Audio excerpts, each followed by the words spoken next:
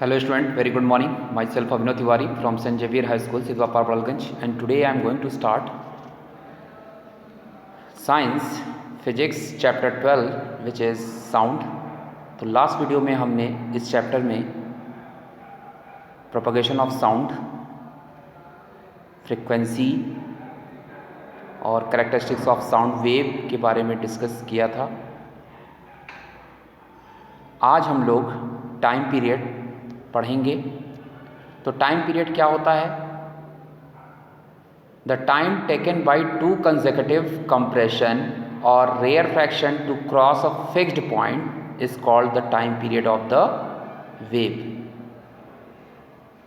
दो लगातार कंप्रेशन या फिर रेयरफैक्शन जब किसी एक पॉइंट पे फिक्स होता है तो जितने समय में ये होता है उस समय को टाइम पीरियड कहते हैं। In other word we can say the time taken for one complete oscillation is called time period of the sound wave. या आप ये भी कह सकते हैं कि एक कंप्लीट ऑसिलेशन करने में लगा समय टाइम पीरियड कहलाता है।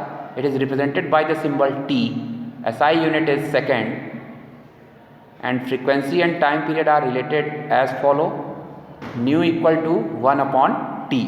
न्यू यहाँ पे क्या है? फ्रीक्वेंसी। तो इस एग्जाम्पल की बात करें तो वायलिन और फ्लूट में both be played at the same time in orchestra. Both sound travel through the same medium that is air and arrive at our ear at the same time.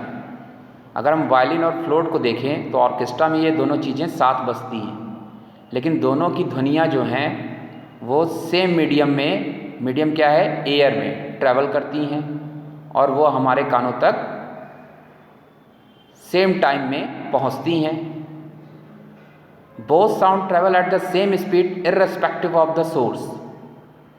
दोनों sound की जो speed है same है, भले ही वो क्या हो? Different source से निकली हुई हो, लेकिन स्पीड क्या है? दोनों की सेम है। But the sound we receive are different. लेकिन हम लोग उस साउंड को क्या करते हैं? डिफरेंट साउंड को रिसीव करते हैं। इसका कारण क्या है? Different characteristics associated with sound. Sound की कैरेक्टरिस्टिक्स क्या होती है? डिफरेंट होती है। तो pitch is one of the characteristics. उनमें से पिच जो है एक साउंड का कैरेक्टरिस्टिक्स है। तो how the brain interpret the frequency of an emitted sound is called its pitch. तो पिच क्या होता है? हमारा ब्रेन डिफरेंट फ्रीक्वेंसी को क्या करता है? इंटरप्रेट करता है, जिसे हम पिच कहते हैं। The faster vibration of the source the higher the frequency and higher is the pitch. Vibration, अगर सोर्स का जो वाइब्रेशन है वो फास्टर है तो फ्रीक्वेंसी भी क्या होगा? हाइयर होगा और पिच भी हाइयर होगी, जैसा कि आप पिक्चर में देख रहे हैं।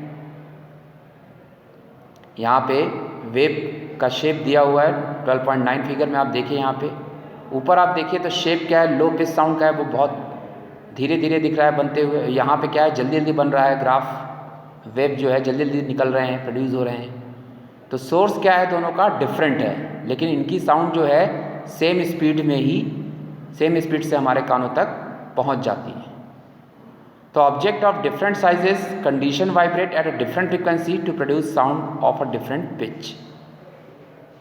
डिफरेंट ऑब्जेक्ट्स या साइज से निकली हुई साउंड का वाइब्रेशन भी डिफरेंट होता है, जिसकी वजह से उसकी फ्रीक्वेंसी भी क्या है? डिफरेंट है और वह डिफरेंट पिच प्रोड्यूस करती है।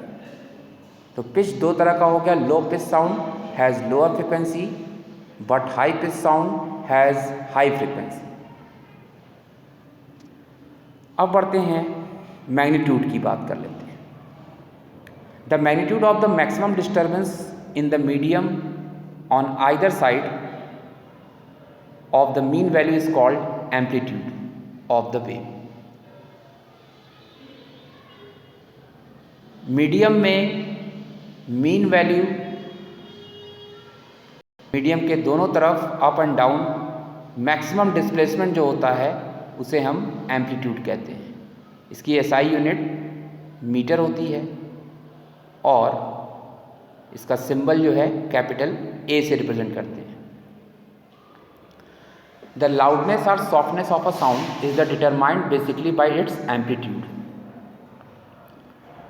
साउंड की लाउडनेस और सॉफ्टनेस ये डिटरमाइन एम्पलीट्यूड के द्वारा ही होती है।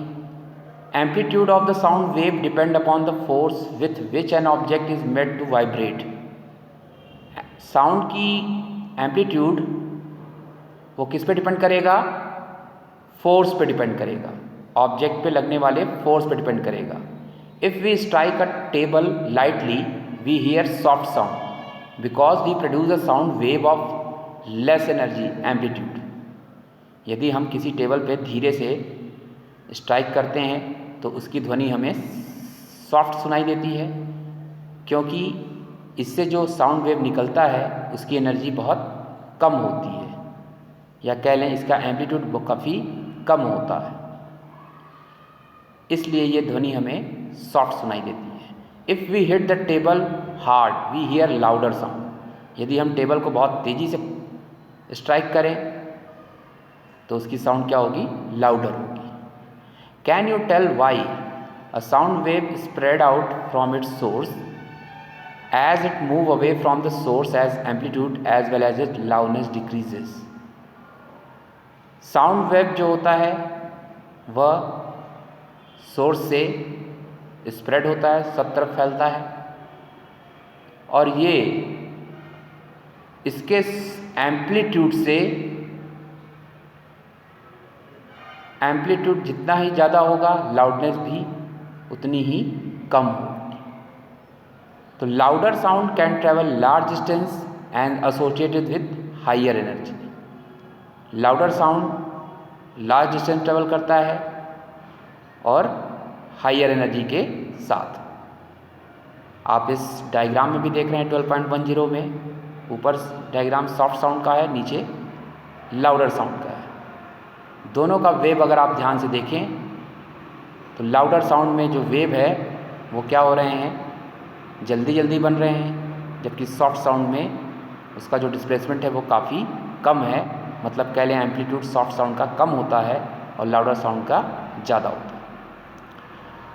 The quality or timbre of a sound is that characteristics which enables us to distinguish one sound from another having the same pitch and loudness. भले ही साउंड की पिच सेम हो, loudness same हो, लेकिन हम उस साउंड को उन sound में अंतर बता सकते हैं, जिसे हम क्वालिटी ऑफ साउंड कहते हैं या फिर टिम्बर ऑफ साउंड भी कहते हैं। Pleasant is said to be a rich quality. A sound of single frequency is called tone. Sound की सिंगल फ्रीक्वेंसी को टोन कहते हैं। Sound which is produce due to mixture of several frequency is called note. Sound जो produce होता है उसमें अगर mixture हो सेवरल फ्रीक्वेंसी का तब उसे नोट कहते हैं। और ये जो साउंड है उसकी ध्वनि बहुत धीरे से सुनाई देती है। Noise is unpleasant to the ear. Noise जो है हमारे कानों को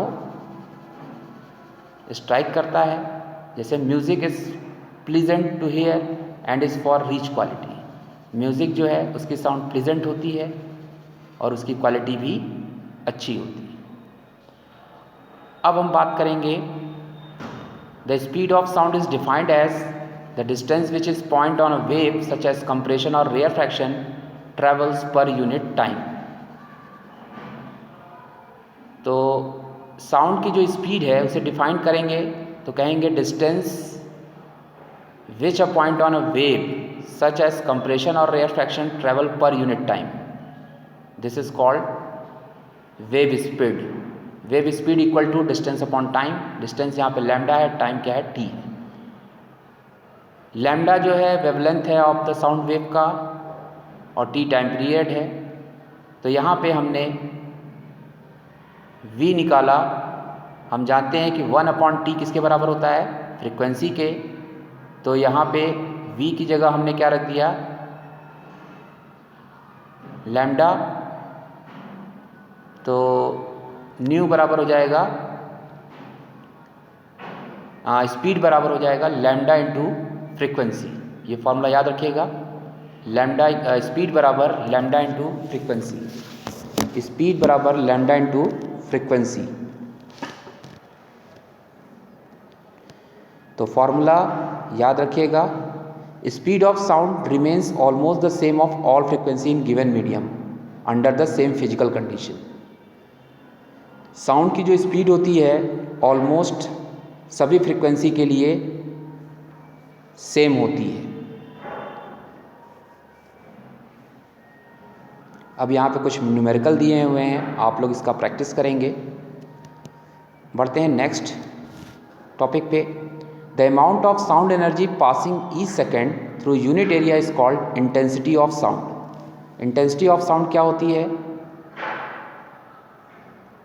हर सेकंड में amount of sound energy unit area में पास होती है, उसे हम इंटेंसिटी ऑफ साउंड कहते हैं।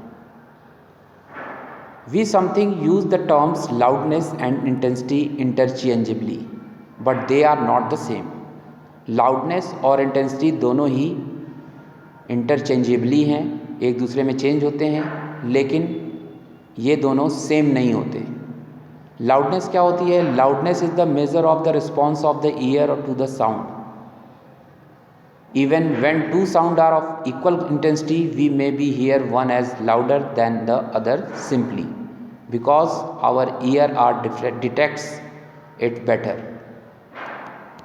Loudness से क्या मेज़र करते हैं? वो हमारे साउंड को सुनकर रिस्पॉन्स देता है।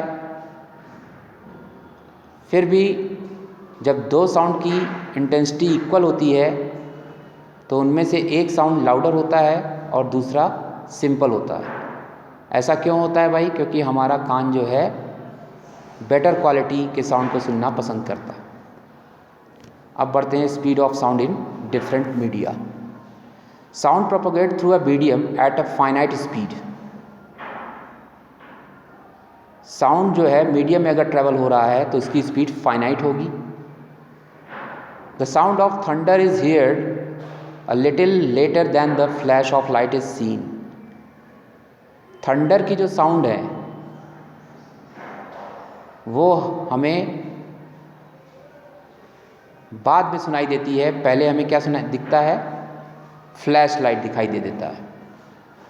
So we can make out that sound travel with a speed which is much less than the speed of light.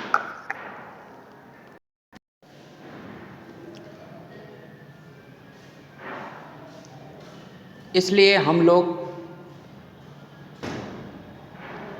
Speed के साथ साउंड को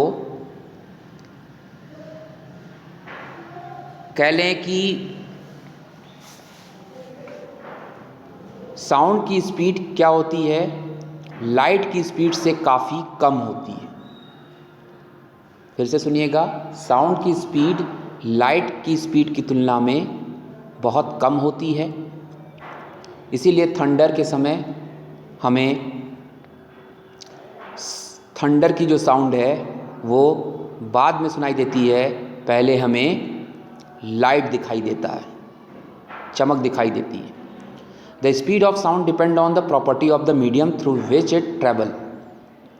साउंड की स्पीड डिपेंड करती है मीडियम की प्रॉपर्टीज़ पे जिससे होकर गुजरती है।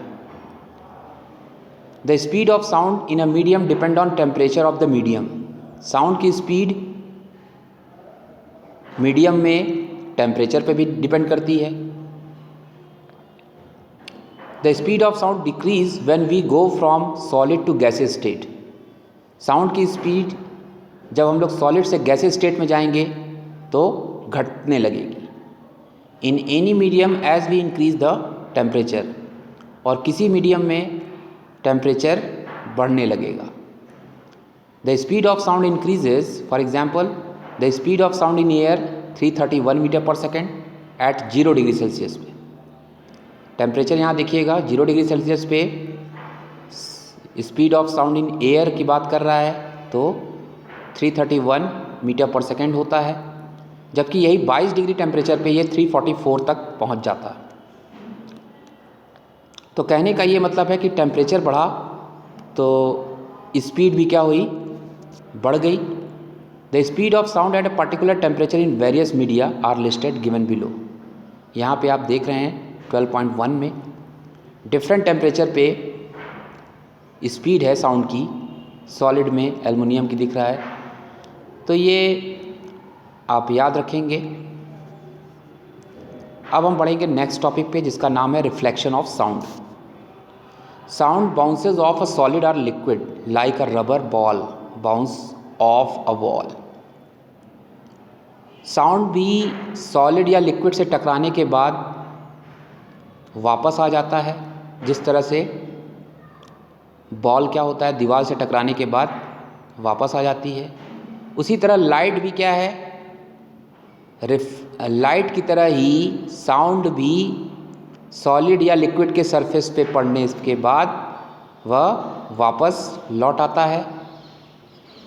तो यहाँ भी लॉ ऑफ रिफ्लेक्शन साउंड में भी फॉलो होगा।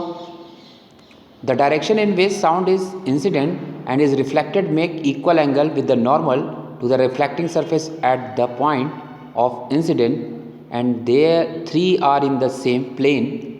An obstacle of the large size which may be polished or rough is needed for the reflection of sound wave।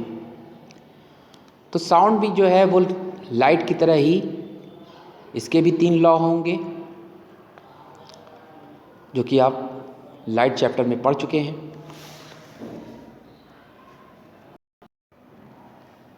अब बात करेंगे इको की। If we shout or clap near a suitable reflecting object such as tall building or a mountain, we will hear the same sound again a little later. This sound which we hear is called an echo. यदि कोई clap करता है या shout करता है तो उसके अगल बगल रखी हुई ऑब्जेक्ट से वो रिफ्लेक्ट होता है, चाहे वो बिल्डिंग हो या फिर माउंटेन हो, और उससे टकराने के बाद वही साउंड हमें दोबारा सुनाई देती है। इस साउंड को हम लोग इको साउंड कहते हैं। The sensation of sound persist in our brain for about 0.1 second. Sound का जो सेंसेशन है वो हमारे ब्रेन तक 0.1 सेकेंड में ही पहुंच जाता है। To hear distinct echo, the time interval between the original sound and the reflected one must be at least 0.1 second। तो ओरिजिनल साउंड और रिफ्लेक्टेड साउंड इन दोनों के बीच का जो समय है वो 0.1 सेकेंड में ही ये हमारे कानों तक पहुंचता है। If we take the speed of sound to be 344 meter per second at given temperature, say at 22 degree Celsius in air, the sound must go to the obstacle and reach the back the ear of the listener on reflection after 0.1 second। तो दिए हुए यदि हम sound की speed लेते हैं 344 22 degree centigrade पर air में, तो वो साउंड ऑब्स्टेकल से टकराने के बाद वापस से हमारे कानों तक रिफ्लेक्शन के बाद 0.1 सेकेंड में ही पहुंच जाती है। Hence the total distance covered by the sound from the point of generation to the reflecting surface and back should be at least 344 into 0.1 कर देंगे तो ये करीबन 34.4 मीटर आएगा। Thus for hearing distance distinct echo, the minimum distance of obstacle from the source of a sound must be half of this distance, that is 17.2 metre. यही अगर distinct optical है तो यही इको साउंड मिनिमम डिस्टेंस में ही, वह distance कितना है 17.2 metre में ही हमारे कानों तक पहुंचती है। The distance will change with the temperature of the air. ये डिस्टेंस जो होता है लिसनर से सोर्स के बीच का, ये टेम्परेचर के साथ चेंज होता रहता है। तो echo may be heard more than once due to successive or multiple reflection. Echo sound हमें एक से ज़्यादा बार तक सुनाई देती है। इसका कारण क्या है? मल्टीपल रिफ्लेक्शन या सक्सेसिव रिफ्लेक्शन के कारण ऐसा होता है। The rolling of thunder is due to the successive reflection of the sound from a number of reflection surface area such as the cloud and the land. Thunder जो होता है उसकी साउंड हमें बार बार सुनाई देती है। उसका कारण क्या है कि वहाँ पे जो रिफ्लेक्टिंग सरफेस क्लाउड और लैंड है उससे साउंड टकराने के बाद वे वापस से हमारे कानों तक पहुँच जाती है। इसी साउंड को हम इको साउंड भी कहते हैं। बढ़ेंगे रिवर्बरेशन पे। रिवर्बरेशन क्या होता है? Sound created in a big hall will persist by repeated reflection from the wall until it is reduced to a value where it is no longer audible. The repeated reflection that result in the persistence of sound is called reverberation. अगर आप big hall में sound create कर रहे हैं तो वहाँ पर भी साउंड का जो रिफ्लेक्शन है वो होगा, क्योंकि साउंड जो है वॉल से टकराने के बाद वह धीरे धीरे स्टार्टिंग में तेज़ी से सुनाई देगा, बाद में वह धीरे धीरे कम होने लगता है और वह साउंड हमें ज़्यादा देर तक सुनाई नहीं देता।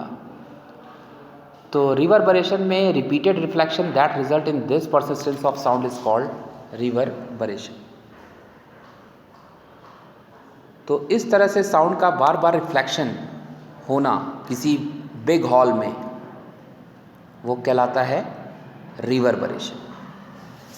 जैसे ऑडिटोरियम सभी जानते होंगे, ऑडिटोरियम एक बिग हॉल होता है। उसमें क्या होता है? Excessive reverberation is highly undesirable. वहाँ पे एक्सेसिव रिवर्बरेशन होता है। To reduce reverberation, the roof and wall of the auditorium are generally covered with sound absorbent material like compressed fiber board, rough plaster or draperies. तो auditorium में sound के reverberation को कम करने के लिए ऑडिटोरियम में हम साउंड एब्जॉर्बेंट मटेरियल लगाते हैं, जैसे कि फाइबर बोर्ड, रफ प्लास्टर या फिर ड्रैपरीज का यूज़ करते हैं, जिससे साउंड का रिवर्बरेशन कम हो जाता है। The seat material are also selected on the basis of their sound absorbing property. Seat जिसका सीट बने होते हैं, जिस मटेरियल के सीट बने होते हैं, वो भी एक प्रकार के साउंड एब्जॉर्बिंग प्रॉपर्टी शो करते हैं। सीट भी जो है साउंड को एब्जॉर्ब करके उसे रिवर्बरेशन को कम करते हैं, इसका ये भी कारण होगा। अब हम बात करेंगे uses of multiple reflection of sound की। सबसे पहले इसमें बात करेंगे मेगाफोन या loud hailers, horn, musical instrument such as trumpet and shehnais are all designed send sound in a particular direction without spreading it in all direction. You can see picture. आप यहाँ पे देखेंगे 12.12 में मेगाफोन आपने देखा है, इस प्रकार का होगा। हॉर्न देखिए किस तरह से है। In these instruments, a tube followed by a conical opening reflects sound successive to guide most of the sound wave from the source in the forward direction toward the audience. अगर megaphone और horn की बात करें, diagram में आप देख भी रहे हैं, इनका जो सोर्स है वो शेप जो है कॉनिकल ओपनिंग है यहाँ पे, जिससे साउंड क्या करता है? रिफ्लेक्ट करता है और यह इसको सोर्स को आगे की तरफ बढ़ाता है, जो साउंड ऑडियंस के कानों तक पहुंचती है। अब हम बात करेंगे स्टेथोस्कोप की। Stethoscope is a medical instrument use for listening to sound produce within the body. Stethoscope का यूज़ मेडिकल इंस्ट्रूमेंट में करते हैं। इसका यूज़ हम बॉडी के अंदर ध्वनि को सुनने का काम किया जाता है। उसमें भी हार्ट या लंग्स की वाइब्रेशन को हम सुनते हैं। Stethoscope the sound of the patient heart beat reaches the doctor's ears by multiple reflection of sound as shown in figure. आप यहाँ स्टेथोस्कोप देखिए, डॉक्टर क्या कर रहा है, बच्चे पे हार्ट पे लगा रहा है। यहाँ भी क्या होता है, मल्टीपल रिफ्लेक्शन होता है साउंड का, जिससे पेशेंट के हार्ट बीट की ध्वनि को आसानी से सुना जा सकता है। तीसरा है, generally the ceiling of the concern hall, conference hall and cinema hall are covered so that sound after reflection reaches all corners of the wall. अगर हम कंसर्न हॉल की सीलिंग की बात करें, या कॉन्फ्रेंस हॉल की सीलिंग की बात करें, या सिनेमा हॉल की सीलिंग की बात करें, तो वह काफ़ी कर्व बना होता है, जिसके कारण वहाँ पे साउंड का रिफ्लेक्शन सभी हॉल के कोनों से होता है। जैसा कि आप फिगर देख रहे हैं, कोने से क्या हो रहा है, रिफ्लेक्शन हो रहा है। साउंड बोर्ड में be placed behind the stage so that the sound after reflecting from the sound board spread evenly across the width of the hall. Sound क्या होता है, स्टेज के पीछे लगाया जाता है और उसकी साउंड जो है साउंड बोर्ड से होते हुए पूरे हॉल में सुनाई देती है। साउंड बोर्ड का फिगर जो है इस तरह से होगा। 12.15 में देखिए आप,